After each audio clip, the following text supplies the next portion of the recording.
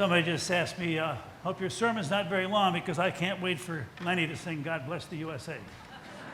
Yeah, I don't blame you.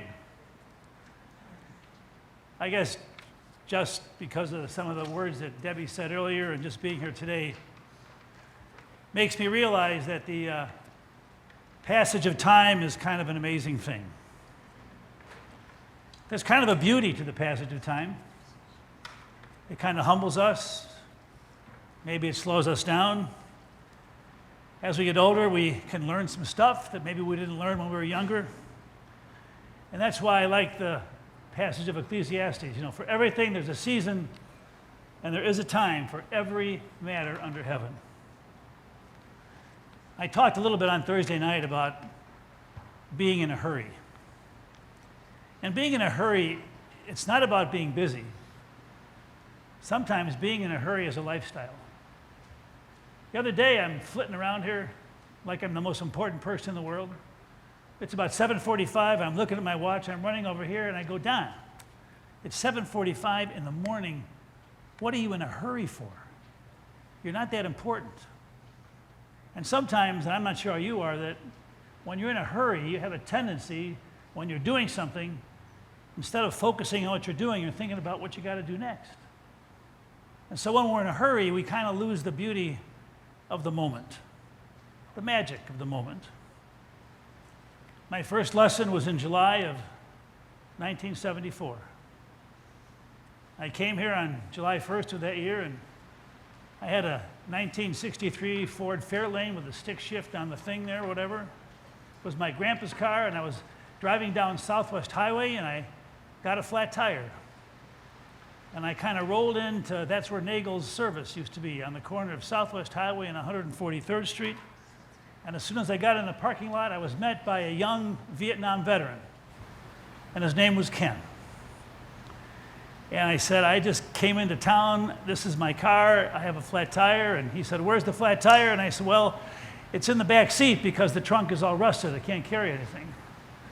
So he goes in there, he changed the tire, then he looks at me, he says, you know, Reverend, this car is not long for this world.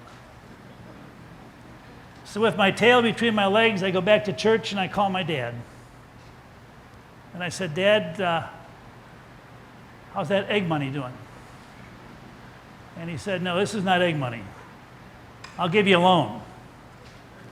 And he made me sign a contract to pay him back $25 a month. And he had a little seal on it too. I remember getting the first bill in the mail, and I paid my $25. And then I got the next bill. I opened it up, and there was a stamp on it that said, paid in full. And I said, Dad, how are you going to do that? And he said, egg money.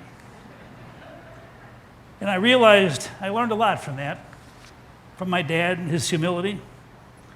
And as you well know, over the years, my knowledge of the Bible is fair to partly cloudy. But my understanding of Jesus has changed a lot. Because Jesus, yes, he's our Savior. And Jesus is the Son of God. But most of all, Jesus is a spirit. Jesus never wanted his followers to worship him. He wanted his followers to walk with him, to walk in his sandals, to walk in his spirit, to speak with kindness and patience and goodness unto others and to bring healing into the world. And the thing about Jesus is when you read the Bible, Jesus was never in a hurry. I mean, his buddy Lazarus died, and Lazarus' sister got word to Jesus, please hurry, Lazarus has died, and Jesus took 4 days to get there. And when he got there, he walked to the tomb, and he says, Lazarus, come out. And Lazarus came out, and he was all bound up with all that stuff you bury a dead person in. And then he said, unbind him. And they unbound Lazarus. And Jesus, that's what he does to us every day. Jesus unbinds us. He unbinds me from being too busy. He unbinds us from being in a hurry. He unbinds us from being selfish and preoccupied with ourselves. He unbinds us to be true to ourselves, to be human, And somehow, some way, despite the fact that we're shortcomings and we're sinners, he says, paid in full. I've paid for what you've done wrong. I've paid for your shortcomings. Now live your life in my Spirit and make a difference in the world. Today I sat outside before it started to rain, and I just looked at the flag. And I think of all the places that the flag has been. On the top of a coffin of a soldier who gave his life for his country. Front lawns, churches, places of business, maybe on the back of your bicycle. The flag has been all over the place. And it makes me think of our country today. Yes, we are divided, to be sure.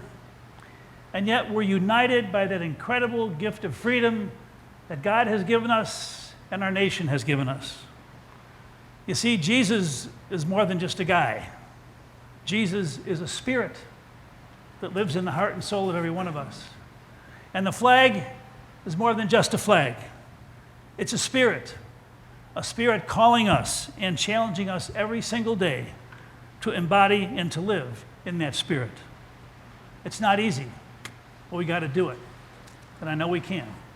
With God inside the heart and soul of each one of us and the spirit that binds us together. Before Lenny sings his song, just to take a moment, would those of you who are in the military or veterans please stand so we can say thank you for your service to our country.